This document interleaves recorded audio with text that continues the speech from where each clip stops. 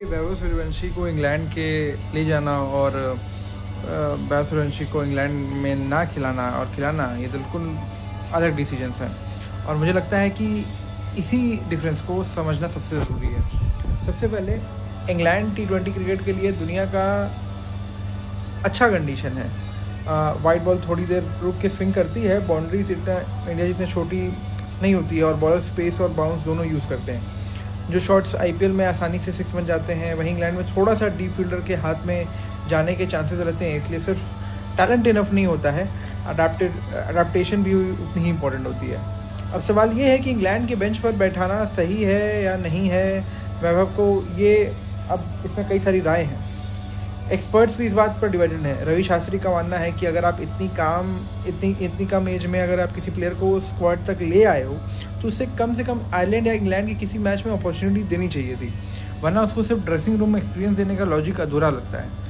लेकिन दूसरी साइड भी इक्वली स्ट्रॉन्ग है, क्योंकि चौदेश्वर पुजारा और सबा करीम जैसे लोग का ये कहना है कि इंग्लैंड जैसी कंडीशन में डायरेक्टली एक 15 साल के प्लेयर्स को डाल देना ज़रूरी नहीं है। पहले उसे कंडीशन समझने दो, सीनियर प्लेयर्स के साथ टाइम स्पेंड करने दो और अपनी जगह नेचुरली अर्न करने दीजिए। सिर्फ पोटेंशियल के बेसिस पर एस्टैब्लिश प्लेयर को ड्रॉप कर देना, संजू सैमसन या अभिषेक शर्मा या तीसरे नंबर पे हमारे तिलक वर्मा को, वो भी सही नहीं है और ये गलत मैसेज जाता है टीम को।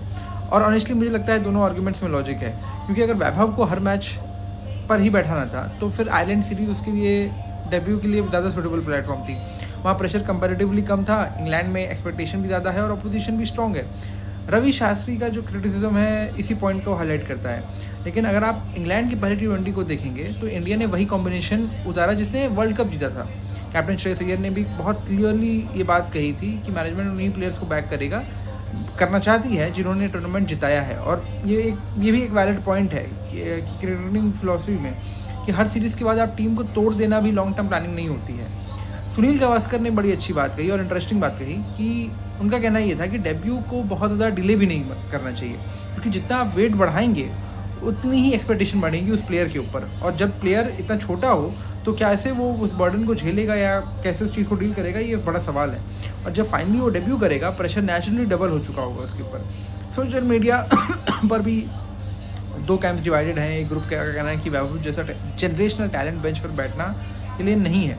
दूसरा ग्रुप बोल रहा है कि संजू सैमसन और करंट टॉप ऑर्डर को भी प्रॉपर रन मिलना चाहिए, बिना हर 2 मैच में उनको चेंजेस किए।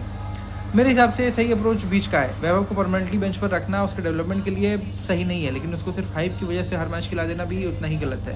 टैलेंट को प्रोटेक्ट भी करना पड़ता है।